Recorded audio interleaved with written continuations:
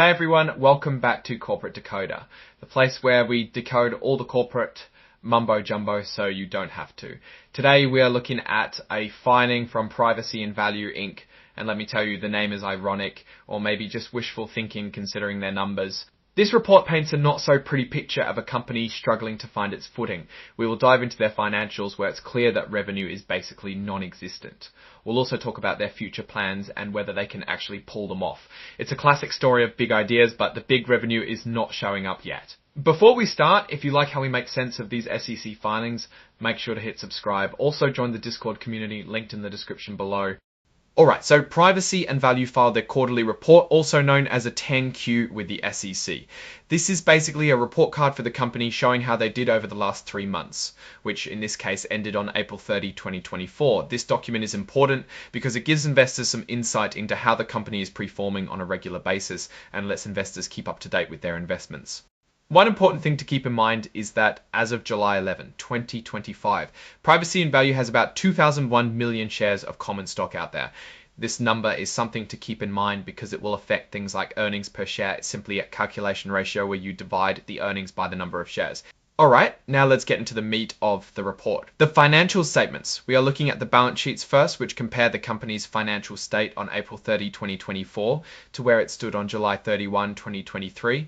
A balance sheet can be seen as a financial photography in a specific point in time. First off, cash. And when I say cash, I mean cash money. On April 30, 2024, they had $4. Yes, you read that right, 4 single dollar bills. Meanwhile, back on July 31, 2023, they had 0. So they are going crazy with cash compared to last year, right? Seriously though, a company cannot survive on that amount of cash.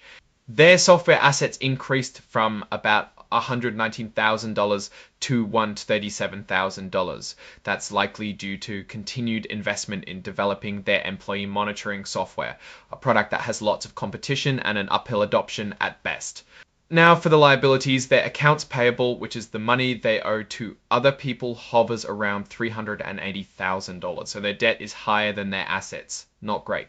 Looking at the balance sheets, the company have accumulated a total deficit, which means accumulated losses of about $288,000. Moving on to the income statement, or as it's called here, the statement of comprehensive loss. This is where we see how much money the company made or lost over a period of time. In this report, we have numbers for the 3 months ended April 30, 2024 and 2023, as well as for the 9 months ended on the same date. First, let's look at revenues. For both the 3-month and 9-month periods in both 2024 and 2023, their revenue was 0. That's concerning to say the least. A company that consistently generates 0 revenue is more of a non-profit than a business. The problem here is that there is an expenses row with general and administrative costs eating up whatever they can, with $3,380 for the 9 months. Because of these expenses and the lack of revenue, the company had a net loss, meaning losses after expenses of a few $1,000s. The value of the stock is virtually 0. One of the most important things in business is cash. So let's look at the third statement, a cash flow statement. This statement tracks the money coming into and out of the company. The company's operating activities continue to not be profitable. However, there is a positive change. They spent roughly $18,000 in investing in software with a net negative from investing activities. There was no net cash provided or used by financing activities. This is not good as it indicates that there is nobody putting money into the company. Overall, the company ended up being $4 higher on cash for the prior month, so that's technically a positive thing. Now let's flip over to the notes section.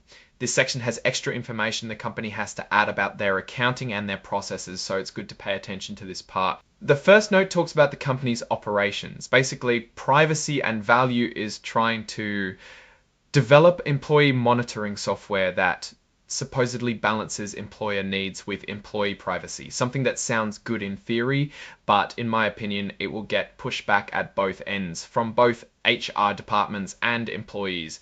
There is already a lot of competition that has an established client base as well in the employee tracking software industry. One question that comes up to mind is, why would a company use that service at all? Now, here's the big one, the going concern warning. Because the company lost money and has very little assets, there is big concern about whether they can continue as a business. To keep going, they need to generate income or find some way to get financing. They say they're looking into getting income from operations, which is basically from selling their main software. The report also said that they handle cash in one bank insured by the FDIC, with 40/20/24 talk about simplicity. Capital stock details are also reported with common shares valued at $0, 100 million shares authorized. If you take the time to search up old filings, they did something similar a while back where they issued over 1 million shares, raising about 22 grand. Management discusses their attempt to compete in the market. They are trying to balance employee efficiency and productivity with employee privacy, which, as mentioned earlier, is a challenge in and of itself.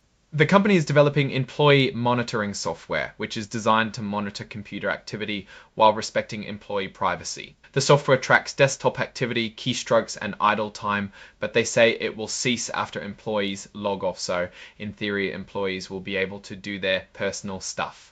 The goal is to help employers monitor activity and compare employee efficiency through tabular and graphic analysis. Again, this is a privacy problem that some companies solve by simply giving employees access to tools for personal use, so they are free to express that online and companies don't need to have that personal data at all. The report mentions a problem with cyber apps where they had a joint venture development of the software, but they eventually cancelled it and they now own 100%. The net loss in 2024 was $3,380 and in 2023 it was $8,348. The overall expenses are down slightly. The current assets between 2023-24 is consistent at roughly around $10,000. Cash flow from investing activities. In 2024, roughly $18,000 has been spent, while the assets in general still lost over $3,000. That is not ideal and is something to keep in mind.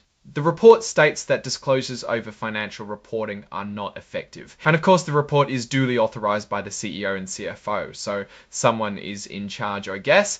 One quick note, there were no current legal proceedings. So what's my take here? The numbers pretty much speak for themselves. The current state of revenue and cash position doesn't inspire a lot of confidence. There is some merit to the software idea, but there is heavy competition in the market and it is unclear how they will succeed given their limited runway. There are many risks and maybe some opportunities if the stars align, but at this point I wouldn't put significant holdings to this company as a general investment. I advise keeping a close eye on their next reports to see it. The company plans on succeeding. Alright, that's our breakdown of Privacy and Value Inc.'s latest filing. What's your take on these numbers and what they signal for the company's future? Drop your thoughts in the comments if this analysis was valuable. Hitting that like button really helps, and subscribe for more deep dives. Don't forget to check out the Discord in the description. Thanks for watching. See you next time.